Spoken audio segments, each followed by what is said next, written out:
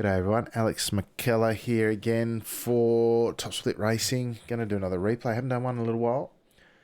Been doing some streaming actually, but I thought this was an interesting one. We're at Circuit of the Americas, which has been vastly unpopular as far as participation go, on the back of Oran Park, which did okay, free track and all, and then it was better than expected maybe, and then we went to Barber Motorsports Park, which I did a lot of racing at, really enjoyed it, streamed a few, and then we're at COTA this week. Probably not the best start from a participation point of view in terms of the rotation. Anyway, here we are. This was my second race of the week. I did it earlier tonight.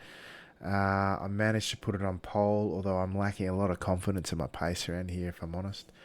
2:27.4 is pretty good actually. It's sitting about fourth in the overall quality times this week, but it was a good session and it's well off the pace of the great Leo, who is about 8/10 quicker than that in his best time. So the front four, in myself, Jeff, Chris and Scott, were I guess the standouts in terms of rated drivers. It's a single split here, 1.7, 1.8k soft.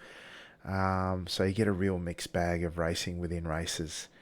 Races within the race of people who the matchmaking system doesn't have a lot of choice with when you got a single split. So not surprisingly, you expect the field to split up a bit, but I've chosen this one because we did get a good bit of racing in there. So, speaking of racing, let's jump to the cockpit view. 10 laps around here, and really enjoyed it. I've raced with Jeff and Chris and Scott a little bit in my time, and yeah, it's always been pretty good. So let's kick it off. So we're away. Got a good start. We get a good starts lately. Seem to be able to get a bit of a jump on the guys behind typically, which is good. Up to turn one, of course, which is an interesting challenge. Nice uphill braking zone, so you can go hard on the brakes and the gravity will help you. As we come through the tail section, the tail part of the first sector for the first time. This snaking set of corners, honestly. And the curbs of death, the apex markers of death on each apex. My goodness, they're a challenge. Anyway, excuse me, straight away, top four away, as you can see on the timing. We've already got a second and a half on the rest of the field. And honestly, I did kind of expect that the front three or four might get away in this one. Noting again, like I said, single split racing here for a lot of the week. So we're doing the GP layout here. It's nearly a 2.5 minute lap, which is is about as long as we do, other than Nords, of course, in the skips. Massively long back straight, which is where you expect to see most of the passing. Interestingly though, Jeff behind chose to sit, I should say. He sat in behind me there into the braking zone here, didn't look to make a move. Jeff's a pretty good racer from what I've seen, pretty smart in what he does, and today certainly showed that to be the case as well. Raced a bit with Chris before as well. He tends to want to push the pace a bit in terms of the racing, the battling and what have you as well, but typically, in my experience, has always been fair in that as well, always raced well. And then Mr. Bell in the background. Haven't done too much racing with Scott, but certainly the racing that I've done has always been a pleasure.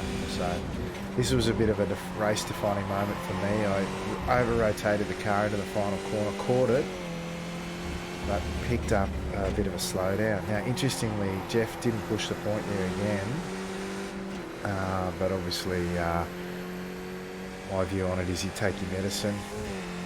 So I let them pass, and Scott actually said to me, he said, "Oh, you got to slow down." I said, "Yeah, but look at this gap. This is what I was really worried about." I was surprised that Scott was so far back, and I was really quite worried that Jeff and Chris, who I believe do a fair bit of racing together, I don't know if they're in Discord together or not, but I know that they race a bit together in the SNS League. And I was worried, based on their pace and the fact that they know how each other races and all the rest of it, that they might get away. So first objective for me here was to obviously navigate this incredibly awkward first sector or two. And I was really looking to do what I could to get by Scott in front of me. And the best passing opportunity here, because you can see we're already 1.2 seconds behind, which is out of the range of draft. Scott carried a bit more speed through there. I was trying to set the corner up to get a run, but he actually did quite well, carried more corner speed and got a decent exit. So I did feel like I needed to push the point though, because you can see that gap is now 1.3 seconds at least, 1.4 as we come into the braking zone. Now Scott backed out, but I did leave him room on the outside just to make sure. You never know what will happen in these opening laps when it comes to out-braking yourself and the cold tyres. You can see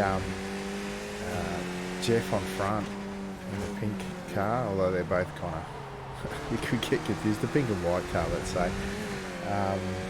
He made a mistake there at the end of the back straight as well, so my line was compromised and I out-braked myself a little bit, but we didn't lose too much, and we're already down to about a second because they didn't quite work as well together through that final sector there, the twisty bits, the quite technical section there out the back, as I thought they might, and I started to close in. So in the skips these days, you see I seem to have a good run through the final corner compared to Jeff and Chris as well. You see I caught up a tenth or so there. I've been going through there in second gear. We don't race a lot here, thankfully, because it's tremendously unpopular with drivers in the series, and as a result, I still feel underdone and with confidence and pace here. But yeah, for me, taking second gear, braking a bit earlier, carrying momentum through the corner seems to work in the final corner at least. Here, I'm just trying to figure out the right lines. You've got these back-to-back left to right snaky corners. Which ones do you compromise versus which ones do you focus on? And then you just continue here, compromise after compromise on these corners in terms of their exits to set up ultimately what is just this one corner at the end. It's yeah, it's a little bit, it's just, I just call it awkward. Anyway, so we got our first goal. We got past Scott behind us. Second goal from there is to get back on the front guys and get back in the race after that lap one slowdown, because it could have all been over there, honestly. These two have got the pace to keep me at bay, and even if we were the same pace, right, you still got to bridge a gap, and at that point you're relying on mistakes, and that's never a fun position to be in. Now they go side by side in front. Chris decides to push the point, and bang, straight away I catch up a heap in the braking zone. It's just not the fastest way around, side by side through any of the corners on compromised lines, and straight away we're back into it. Now the tertiary goal here was the secondary goal was to get onto these two. The tertiary goal was to maybe drop Scott and make it a three-car battle, but haven't achieved that as yet. He's still well in the draft. I was going to say before, the draft and the skips now, in my view, is obviously a lot different to what it used to be. If you are within a second, 1.1 is about the limit of the friendship with draft. If you're at 1.1 second, particularly if there's two or more cars in front of you, my view is that you can see I had to go down to first gear there. I was just sort of adjusting to the braking of the guys in front. Anyway, my view is if you're 1.1, you do actually still need to be faster than the guys in front. To do anything more than hang on or rely on a mistake, and of course that makes you faster.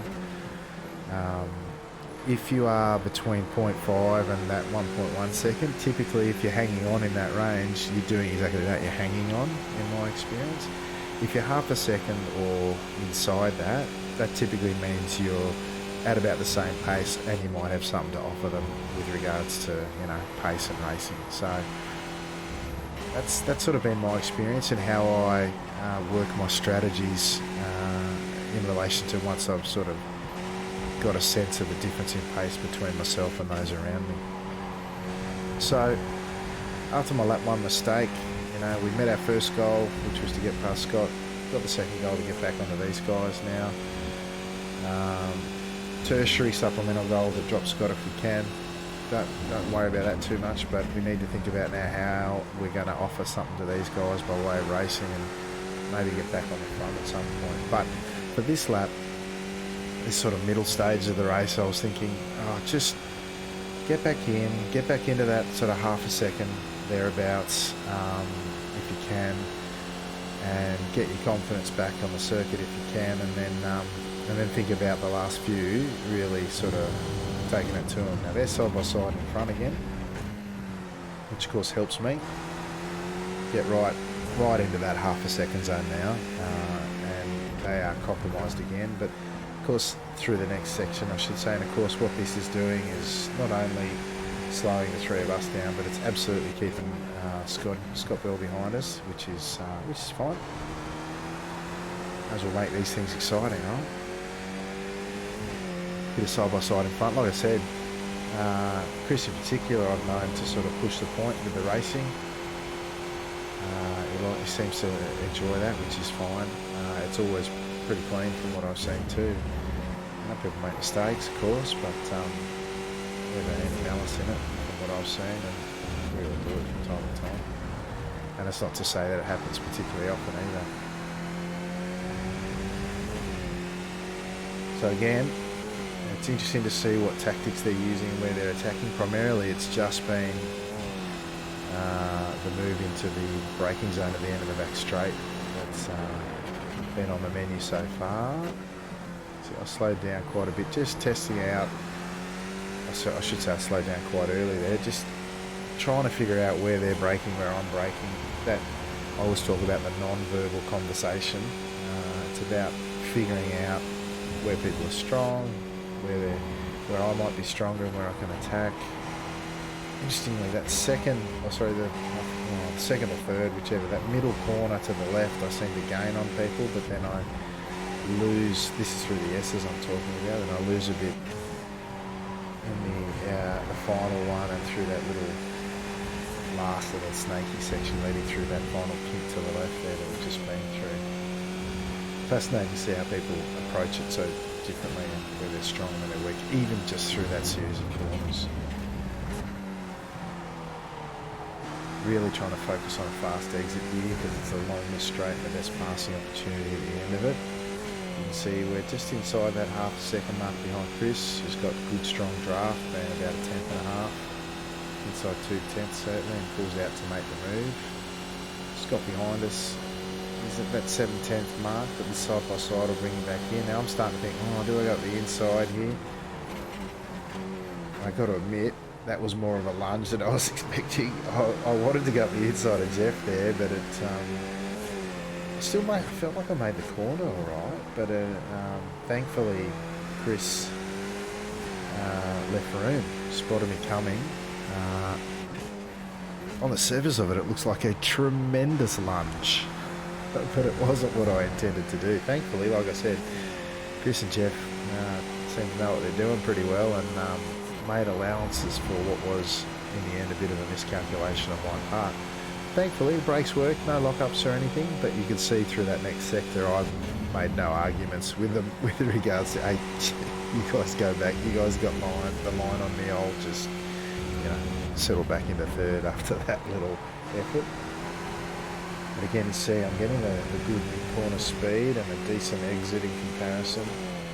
Chris tends to, out of the final corner I should say, Chris tends to move over to the left to take the defensive line when he's leading on the front straight, whereas Jeff tends to leave the door open. Now I thought I'd have a look here.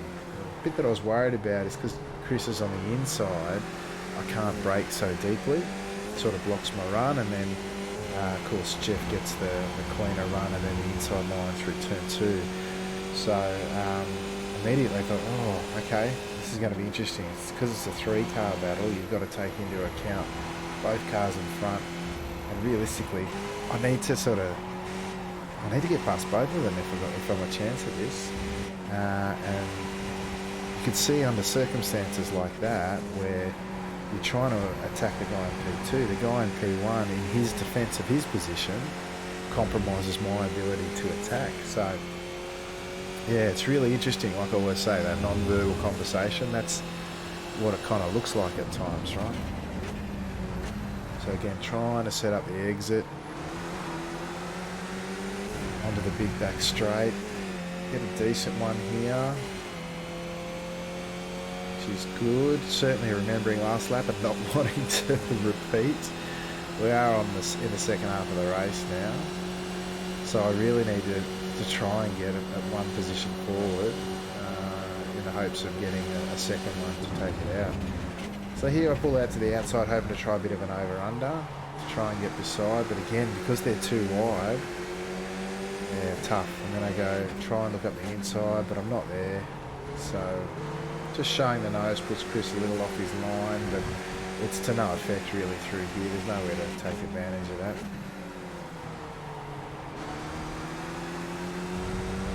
I feel like that. I take a tighter entry line into that last left-hander there.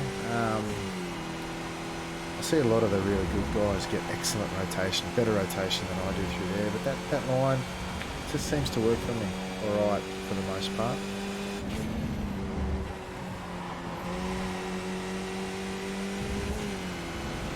Alright, coming to the end of lap 6 now. And I'm sort of, I feel like I'm braking better there and carrying more speed through the corner now. It's about things I decided I really got to start to push the point. I'm getting a better run out of the final corner. I can't just wait for the big back straight in the braking zone. I've got to start pushing the point. So I have a crack into turn 1, and I'm acutely mindful of not doing the big lunge again. And while Jeff leaves room, I sort of was a bit more conservative than I could have been, and it really just set up Chris to get the drive out of turn 1 and the inside run through turn 2, and I backed out of it. I don't want to run side by side through here. Even in desperation, I probably wouldn't do that. It's just too sketchy through those S's with the apex curves the way they are, and just the way that the car moves through that section. It's just so awkward that 2x2 in my view just really doesn't work. So middle stage is lap 7 now, 3.5 to go into the braking zone, to the corner that leads into the longest straight. You really want to get a good run through there, and Chris has just nailed that. He's on full attack mode now. With Jeff, I've made my intentions clear, so they both know that there's at least 3 of us in this dice, as Scott's another half second behind, not really in a position to attack. Having said that, neither am I at this point, so yeah, having learned from my earlier mistake, wasn't looking to do anything other than get a nice clean run through the corner. But that 2x2 in front, you've really got nowhere to go. It's amazing how much of a difference it makes having that one extra car in the conversation, and what that means to your ability to really have a crack. It's very interesting. And of course the meat and the sandwich, Chris here, he's looking to defend, and he's obviously focused eyes forward, attacking for the most part, but he's got to attack and defend at the same time. And similarly, I've got half an eye on Scott behind us. So, yeah. Interesting to see how, despite how unpopular this track can be, participation's anything to go by. You can see from this, there's some great opportunities for racing too. So again, pretty good exit out of there, at least on par, and on par for me it's pretty good because I've got the draft here as well, and I'm only 2/10 behind compared to Chris's 4/10. So again, I'm going to show the nose. I'm going to have another go. Probably a little bit further back, but I can go a bit deeper because Jeff's got a bit more of a gap there, and again he leaves me room on the apex. But again, Well played, Chris. I was sort of stayed in it a bit longer, and then I thought, no, you can see he came across, so I lifted a little bit there, but realistically I was flat and he still got cleared, so yeah, just a slight cautionary lift there. Really good defence there from Chris. A lot of skill in my view in being able to do that. And I store that one away in the memory banks too for any future opportunities for myself when I'm defending. Love that left-hand kink there. A lot of fun. Set it up uphill. Then just shift the weight of the car through the kink. It's a lot of fun. Side by side into the braking zone before the longest straight. Tactically not amazing in my view, because the guy you've just overtaken has all this straight to draft back past you, and you've got compromised your own. You can see I had a massive run through, but again, couldn't take advantage of it because I couldn't track out the whole way. But what it does is, you see, it brought me right into it. And at this point, with 2.5 to go, and I'm having no luck, I've got to make a move. So 3 wide we go into the corner. We make the apex and a bit of a slide job on exit to the outside. I move over to the left, and Jeff straight away stuck the nose up. Smart. I thought to myself, why did you leave the door open? Why? But then I thought, through here, I'm comfortable with the tighter line on entry to this last left-hander here. Nice inside line through there again. Track out. Again, I did it straight away again. I left the door open. What are you doing, Alex? Seriously. But thankfully, Jeff, I think he either lifted, but he didn't quite get the run. So either way, we got through there. So we're back in the lead for the first time since lap 1. We didn't even lead that lap. So after starting on pole, so we're back on with 2 to go. Now, I've got to be honest, I wasn't expecting to go 2 for 1 there. I was hoping to go 1 spot up and then be attacking on the last lap from second, because defending here with that big back straight is quite tough. So I actually left the door open here for that reason, but also to try out that technique that Chris had been doing. We're going around the outside, getting the better drive down into turn 2, holding the inside flat, and lo and behold, we're clear. We're still in first place. So interesting from a strategy perspective. I'm getting my first look through this opening sector with clear track in front of me. I'm not doing a great job with it, but it's nice to have full line of sight on the corners as I miss the next apex. Down in the second, hug the inside, flick it back, shift the weight of the car through that next apex. Great corner, that one, my favourite one on this track. We've got Jeff and Chris well and truly in our tail here with a lap and a half to go into the braking zone. Set up this left-hander onto the longest straight. You see, I've got a good run through there.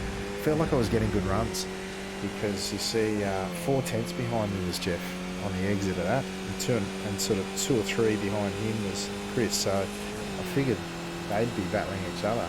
Made it clear that I wanted the inside. But I don't think Jeff was really going to push the point, but I left him the braking zone on the outside, just in case. Miss the apex a little there, I would suggest. Haven't done enough practice of the multiple lines there. So a point of note for myself to improve on. But again, we're leading our first full lap. It's only lap 9. It took us 9 tenths of the race to get there. It also means, looks like we're going to lead into the final lap. Now, strategically here, and in the skips in general, I'm typically okay in this scenario with 2 cars behind me to lead the last lap of defence. I think, as we've seen in this race, I think it's easier to defend than attack in some ways. So. And I know Chris is in a bit racy too here, and it's going to be at its peak during this last lap. Now, interestingly, Jeff and Chris actually had a bit of contact, netcode contact that may have caught in the mirrors behind us at the end of the big back straight. And that's given a bit of a gap to myself and Jeff that Chris is working hard to bridge.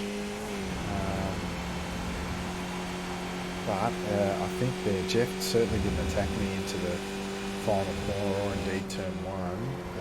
I think in part because he figured if we try and get away together, he can attack me at the end of the back straight, and it'd just be essentially the two of us battling it out. Excuse me. Now I don't know if I was too slow through here or Chris was just super fast, but he kind of put the mockers on that plan, if I'm honest, because he bridged a lot of the gap. Although it's 7/10 into the braking zone here, it really doesn't set him up fantastically for that final big passing opportunity.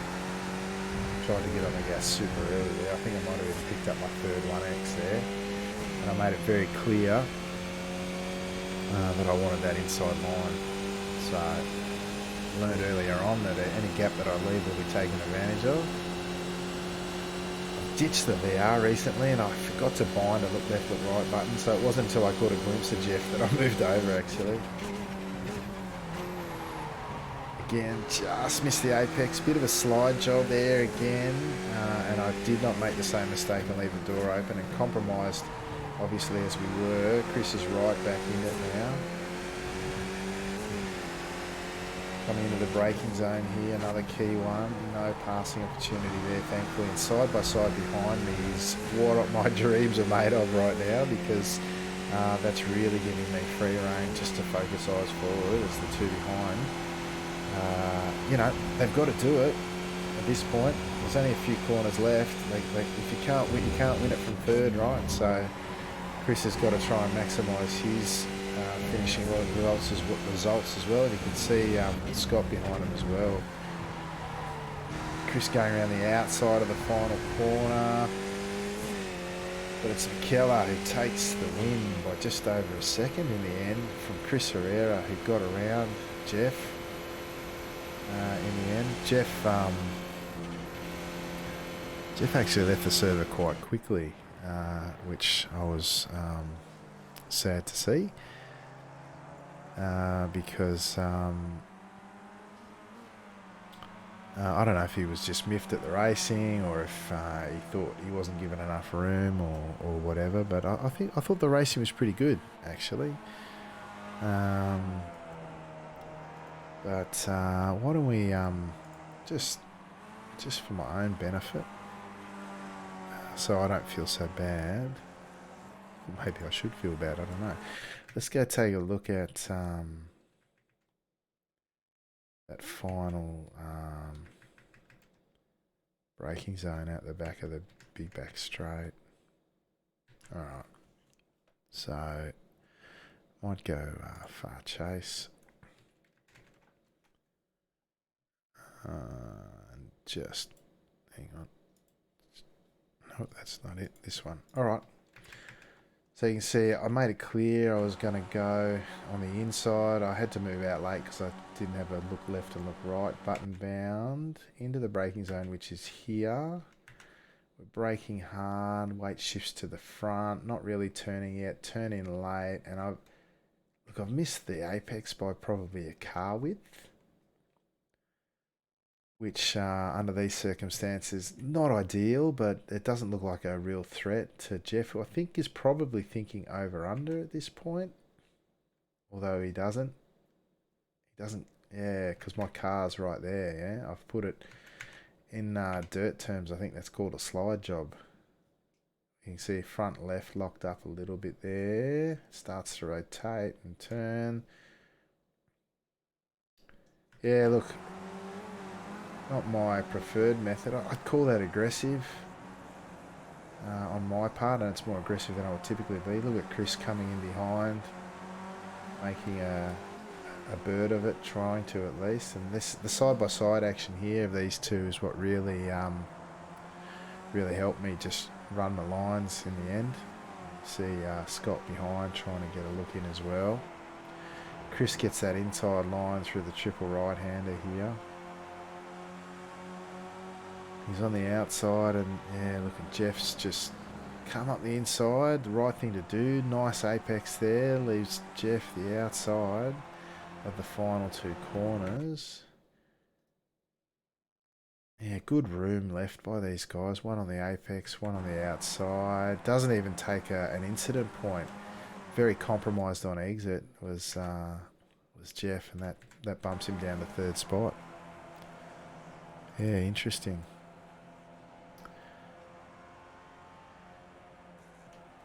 Very interesting. Fun race, that one. I really wanted to highlight that one because if I can get results out of this or not. Can I get it to show results?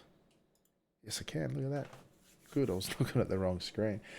So, yeah, we ended up winning by, a second because of the battling behind. But I did really want to highlight this one because, mainly because it shows you the kind of racing you can have at COTA. So, you know, don't hold back, guys. Get out there, have a crack. It's fun.